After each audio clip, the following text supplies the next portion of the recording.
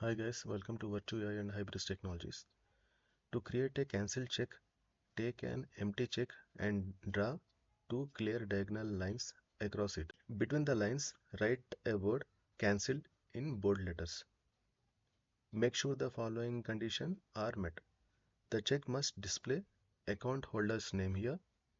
If there is no account holder name, please apply for the new checkbook in your nearest branch, printed with your name on checks. Do not sign the check. Leave the amount box completely blank. Do not fill in any other details such as date or pay name.